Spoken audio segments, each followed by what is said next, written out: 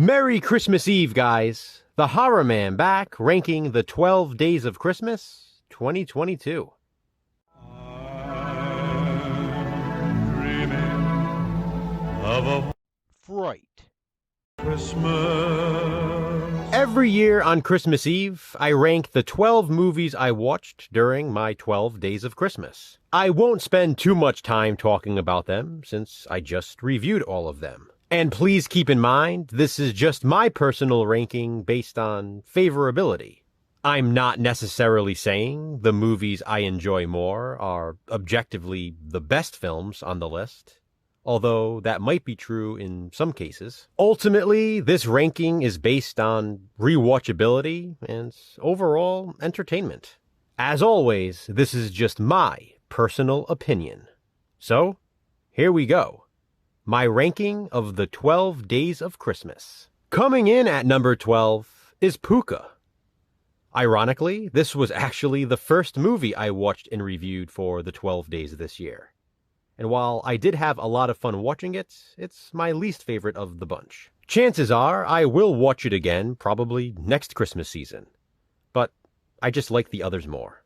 Number 11 is truly a classic, but even still, I have to rank it this low.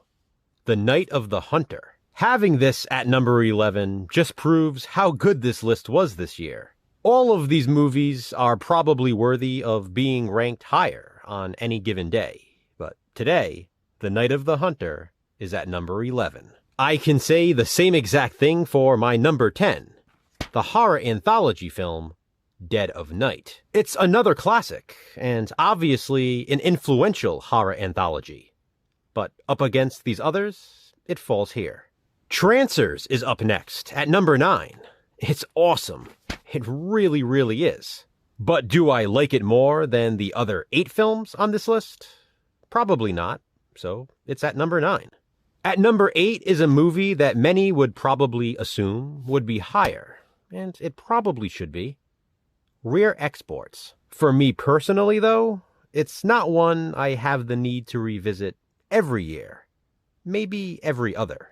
I highly recommend it regardless, if you haven't seen Rare Exports. Coming in at number 7 is To All a Good Night. It's a cheesy 80s slasher with lots of gratuitous nudity, and it was directed by the late great David Hess. But it's number 7 on this ranking. At number 6 is a movie I watch more often than you'd probably believe. It's A Force of One with Chuck Norris. This one just offers so much to keep me entertained. If I feel like watching a Christmas movie, A Force of One. A slasher film, A Force of One. A martial arts movie, A Force of One. It also has a good amount of cheese itself, and I love it. Coming in at number 5 is Bloodbeat. I know a lot of people hate this one, and a lot of people love this one. I'm obviously in the latter group.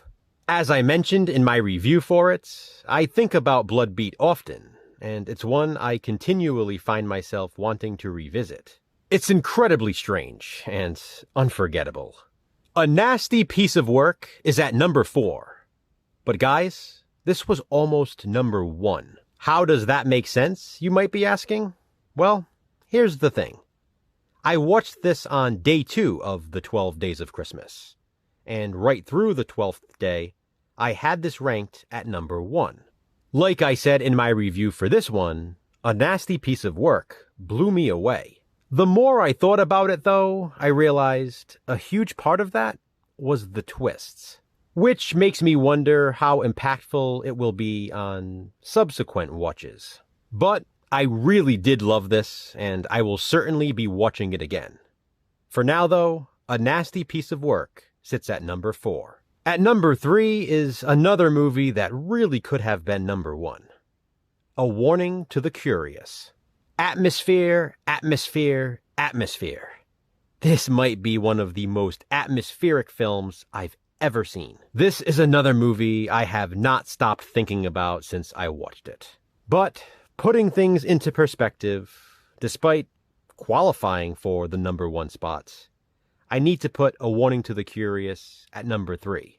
These next two are heavy hitters. Silent Night is in the number 2 spot, and it may be the heaviest hitter of all on this list. Wow, was this scary, and wow, was this depressing. Ultimately, this is probably, objectively, the best movie on the list. I said in my review, I found myself loving it and hating it at the same time. I wanted to watch it again immediately, and simultaneously never wanted to watch it again. Trust me, it all makes sense if you've seen it. Truthfully, Silent Night is one of the best films I've watched in recent memory. But because it's so depressing, and maybe not as rewatchable as my number 1, I have to rank it here at number 2. Which means first place goes to A Christmas Tale, my number 1 favorite movie I watched during the 12 Days of Christmas 2022. This year, A Christmas Tale was my favorite 12 Days of Christmas watch, and it almost didn't make the final cut. I'm glad it did though, because I absolutely loved it. It was the 80s nostalgia that put this one over the edge for me. Well, that and the amusement park setting in the third act.